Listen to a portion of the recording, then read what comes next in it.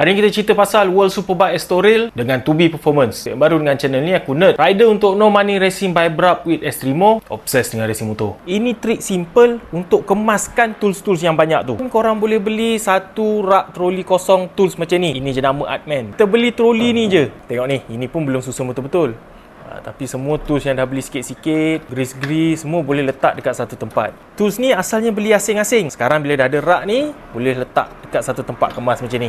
Kalau tak cukup, beli lagi satu. Saingan dalam World Superbike ni bukan sahaja sengit daripada segi diorang punya battle masa dogfight, tapi juga daripada segi pungutan mata keseluruhan untuk World Championship. Selepas daripada Aragon menuju ke Estoril, gap mata antara Bulega dengan Toprak cuma 36 mata. Gap ni agak besar juga sebenarnya, dan Toprak ada harapan untuk jadi World Champion di Estoril. Tapi Bulega lebih kurang sama macam dekat Aragon, dia dapat spoilkan weekend Toprak. Sikit lagi Toprak nak dapat menang ketiga-tiga race hat-trick, tapi race tu Bulega pula boleh menang. Menang pula dengan jarak gap yang agak besar kalau dibandingkan dengan diorang punya battle dekat Aragon. Ini sedikit sebanyak juga spoilkan proses Toprak nak pindah ke MotoGP. Kalau Toprak menang dengan dominasi yang secara total, gap jauh daripada Bulega, dia pergi MotoGP tu macam sedap sikit. Rasa macam World Superbike ni dah bukan level dia. Memang dia kena upgrade ke MotoGP. Tapi bila Bulega boleh kacau dia sikit-sikit macam ni, nampak macam ada ruang yang dia boleh baiki dekat World Superbike tanpa pergi ke MotoGP dulu. Contohnya macam sekarang ni akan buatkan dia teringat-ingat dekat World Superbike masa dia dekat MotoGP nanti. Dan kalaulah dia menang dekat MotoGP pun, orang akan ada sebut-sebut macam Bulega pernah kalahkan Toprak. Jadi mungkin Bulega pun ada chance yang lebih baik dalam MotoGP. Toprak menang dengan selesa pada race 1 dan juga Super Pole race. Tapi pada race 2, Toprak buat kesilapan masa starting dan jatuh ke position kelima. Daripada position kelima, dia nak potong balik, recover balik position yang dia dah hilang sampai ke kedudukan kedua di belakang Bulega. Dia terpaksa melalui beberapa siri battle dengan Andrea Iannone dan juga Locatelli. Seperti mana-mana rider dalam dunia ni, bila dah dekat dengan World Championship, dia macam ada rasa tekanan sikit. Sebab dah dalam genggaman ni, sikit je lagi. Kalau kau buat silap, kau boleh terlepas peluang ni. Sedikit sebanyak, dia akan berikan tekanan dekat mental rider tu. Jadi mungkin itu benda yang terjadi dekat Toprak. Sebab dia geleng-geleng kepala dan dia kata dia mengaku dia rasa marah. Sebab dia rasa macam rider-rider lain tak respect battle World Championship antara dia dengan juga Bulega. Iannone misalnya, dia dikenakan long lap penalty sebab dia buat jump start. Tapi bila Toprak dapat overtake dia, nampak macam dia nak balas balik pula overtake tu. Sama juga dengan Locatelli yang Toprak kata macam aneh racing line dia duduk dekat tengah-tengah. Macam beria sangat defend position sedangkan diorang tak fight pun untuk World Championship. Toprak tambah lagi, dia geleng-geleng kepala sebab ni lah. Tapi dia kata dia tak nak fikir sangat. Dia kata ini ialah racing. Macam ni memang biasa. Secara generalnya, Toprak ni sebenarnya ialah rider yang sebenarnya cool aja dia ni, kelakar punya. Cuma statement dia walaupun ada disclaimer akhir tadi yang dia cakap racing memang macam ni, macam tak sedap sangat didengar. Nampak macam rider yang pentingkan diri dia sendiri. Itulah yang orang rasakan. Mungkin dia juga mengalami sikit tekanan dekat mental dia sampai dia menuding jari macam ni. Tambah lagi dengan Iannone, dia kata dia boleh faham kenapa Iannone beria sangat lawan dia balik. Sebab Iannone tunggang sebuah Ducati, sama brand dengan Bulega. Jadi kenyataan tu walaupun tak cakap secara direct, tapi macam hint dan Ducati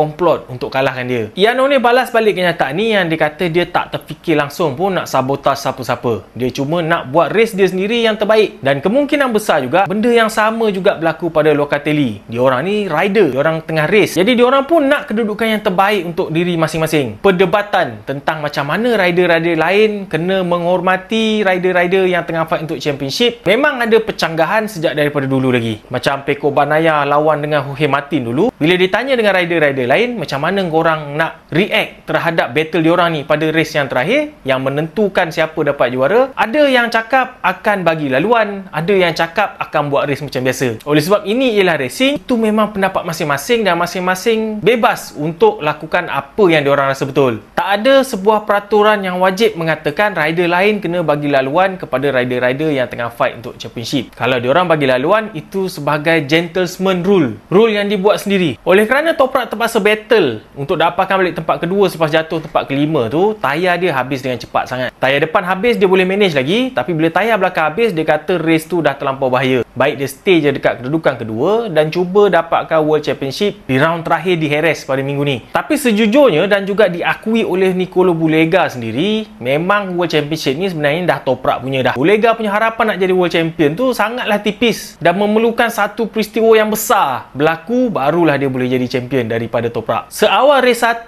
di Jerez nanti, kalau toprak dapat 2 mata je lebih daripada Bulega, dia dah jadi World Champion. Jadi mungkin World Championship ni dah hampir pasti toprak punya. Cuma kita harapkan dekat Jerez ni ada battle dogfight yang best, ala-ala macam Aragon. Estoril pun sebenarnya race-nya tak berapa memberansangkan macam Aragon, sebab dia orang menang sama ada toprak ataupun Bulega dengan gap. Tak ada battle yang ketara. Kemudian tempat ketiga dalam World Superbike sedang direbut antara Alvaro Bautista, Daniil Petrucci dan juga Locatelli. Yang leading ialah Danilo Petrucci, tapi malangnya dia dapat kecederaan masa dia training dekat gym. Kecederaan ni nampak macam kelakar juga, tapi tetap menghalang dia daripada teruskan race. Semasa dekat gym, getah tangan dia terlepas dan dia terhentak dinding. Malangnya tangan yang terhentak dinding tu memang dah ada skru dan juga batang besi dalam dia daripada kecederaan yang lepas. Dia try dekat Estoril ni masa free practice 1, tapi keadaan tangan dia jadi lagi teruk dan medical istiharkan dia tak fit untuk race. Malangnya lagi, dia bukan tak fit race untuk Estoril je, tapi untuk Jerez di pusingan terakhir ni juga. Jadi bolehlah dikatakan burn lah dia punya kedudukan ketiga dalam World Championship ni. Kedudukan terbaik dia dalam World Superbike setakat ni. Ini menjadikan fight untuk kedudukan ketiga ni ialah di antara Alvaro Bautista dan juga Locatelli. Bautista dapat form yang cun kat Estoril ni, qualify pada kedudukan ketiga, kedudukan paling tinggi dalam musim ni untuk Alvaro Bautista,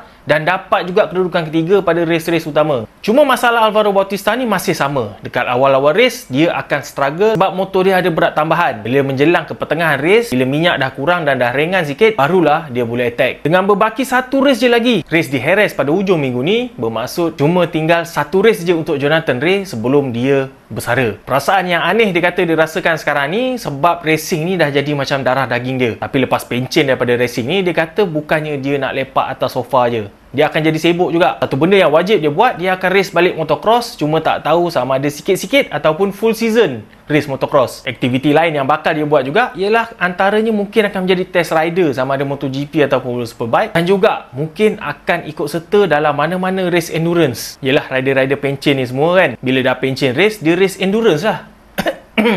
Untuk race terakhir World Superbike di Jerez hujung minggu ni, Dakwaan Zaidi dan juga Arifudin Azman akan kembali beraksi lepas diorang skip round di Estoril kerana diorang race dalam Asia Road Racing. Cerita yang panas tu biarkan sajalah, dah banyak orang komen, tak perlu aku tambahkan lagi api yang tengah marak tu. Sama-sama kita tunggu race di Jerez pada hujung minggu ni. Adakah memang ditakdirkan Toprak akan jadi juara pada tahun 2025 ni, ataupun akan berlaku sesuatu yang besar yang membolehkan Bulega tiba-tiba tukar nasib dia menjadi juara pada tahun 2025 ni. Itu saja video untuk kali ni. Jumpa lagi di video seterusnya.